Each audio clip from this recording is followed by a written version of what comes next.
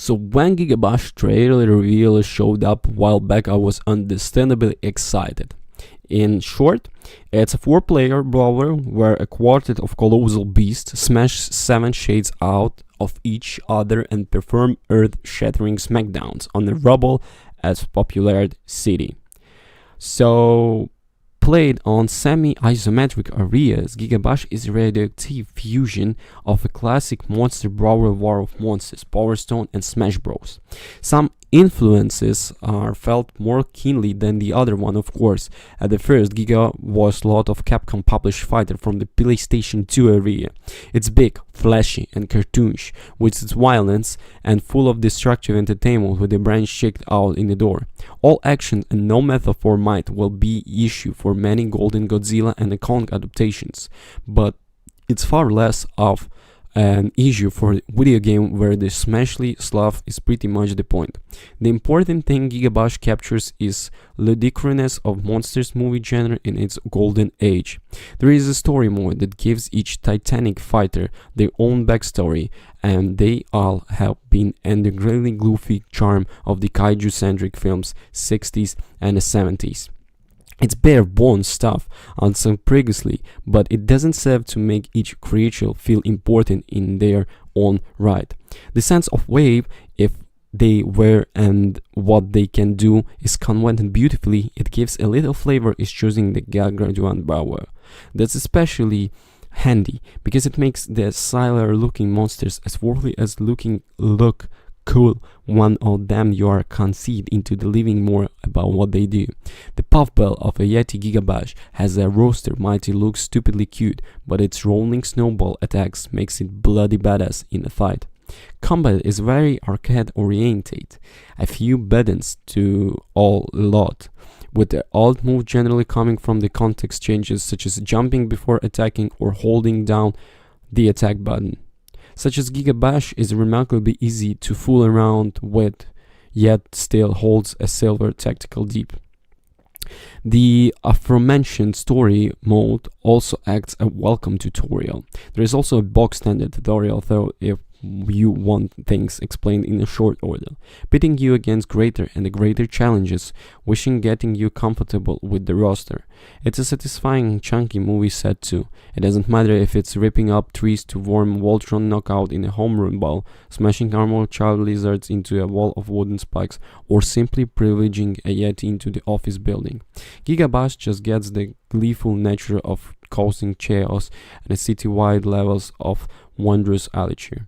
By battering foes and picking up glowing orbs dots about the place, monsters can be charged up into even larger forms of a period of time, usually causing all those now smaller than you flee in a terror.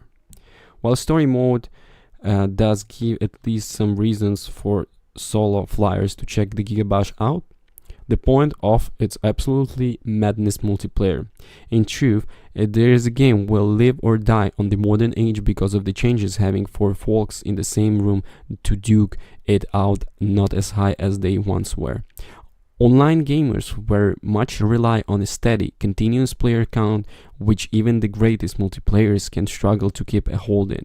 I'm already a tad worried about the online sides of the things, given a struggle to get the more than one human being on multiple occasions. Luckily, I have kids and extra controllers, so I was able to test how accessible GigaBash is. It's basically a lot of fun. Wishlist there is elemental of skill to getting in right. This is the first brawler and the first second. This game consistently rewards the thunderous clash of titans as decimate cities to settle unspoken thieves. I always find the sign of the good multiplayer game for your families is one of the best kids jiggling for every mode platform, and let me tell you, GigaBash go its fair share of chuckles. There is no great surprise in GigaBash. It plays almost exactly how I hoped it would, and features a really fun roster of being gets to well up and well up by. That doesn't mean it merely satisfies when it might have done better to exceed expectations. Still, I think back to 2014 Godzilla game was unheardedly awful, but I felt in love with because there simply wasn't anything quite like it out there at the time, and I kinda miss that. GigaBash may not have the license and the history it brought to the table, but it sure does capture the essence of Showa and heritage of the franchise. Think of it, the camera of Kaiju Brawlers. It's absolutely clocking of something more famous, but it still knows how to pull out the same moves, sometimes even better than the original. So let us say the summaries and the verdicts. The GigaBash is not to be a spectacular brawler, it still does a fantastic job of capturing the feel of bygone area of monster movie wishlist, also playing out as fun multiple title. It faces a tough battle in an overstuned modern market where is online concerned, but as local multiplayer title, it could easily maintain a healthy shelf life. Yeah, so thank you for watching, guys. I'm waiting for your comments, for your opinions. Also, don't forget to press the likes.